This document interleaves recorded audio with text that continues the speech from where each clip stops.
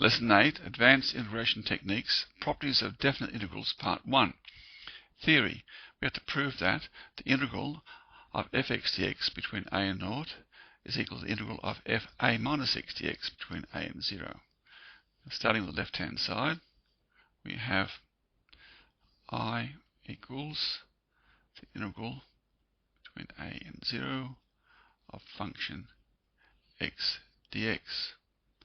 Now I'm going to let x equal a minus u, which of course implies that u equals a minus x. That means dx du equals minus 1, or dx equals minus du. Now when x is equal to a, okay, this means u equals 0. So we write this here, that's 0 there. And when x is equal to 0, u is equal to a. And this will be a function of a minus u times minus du, which of course equals a 0, the minus sign turning these around, of function a minus u du, which of course means that I must equal a 0 function a minus x dx. Now we'll start to see some applications of this very important property. Okay, example 1, evaluate the integral between 1 and 0 of x squared outside of 1 minus x to the power 6 dx. Now normally what you would do is you'd say, okay, well I've got to expand this thing and then multiply by x squared and integrate term by term. But no, you don't do that. We can use the special property and write this as I equals, now because that's a 1 there and a 1 there, if this was these different numbers, you can't do it. So this is going to be equal to the integral of 1, 0, and we're going to replace the x with a 1 minus x, all squared, 1 minus x to the power 6 dx. And that becomes 1 minus x all squared.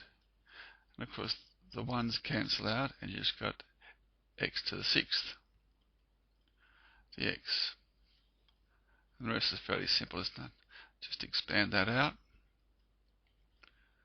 1 minus 2x plus x squared times x to the 6th dx, which is 1, 0, x to the 6th minus 2x to the 7th plus x to the 8th dx,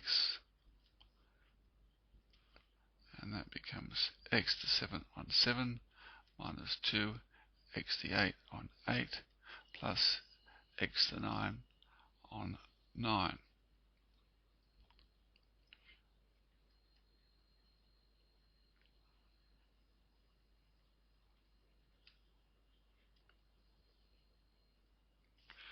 Okay, now between the 1 and the 0, and of course that becomes 1/7 minus 1/4 plus 1/9 minus 0, which is, that's 1 on 252, I think. 1 on 252. Right, here's the next example. We're going to write that as I equals integral pi upon 2 of 0 square root of the sine of pi upon 2 minus x square root of the sine of pi upon 2 minus x plus square root of the cos of pi upon 2 minus x dx. Okay, so that's equal to pi upon 2 and naught. Now this is the square root of the cos of x, and of course these just switch around. That's square root of cos of x plus the square root of sine of x. But these i's are identically equal to each other. Or dx, don't forget the dx there. Pi upon 2 naught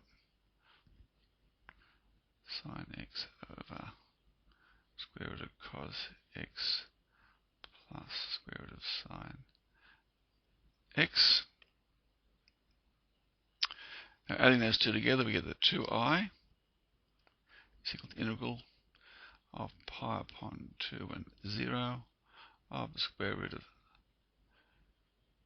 sine x plus square root of cos x all over the square root of sine x plus the square root of cos x dx. Of course, the denominators stay the same, just adding the numerators. Therefore, I is equal to 1/2 pi upon 2 and naught of 1 dx. Therefore, I equals 1/2 outside of x between pi upon 2 and naught. So I equals pi upon 4.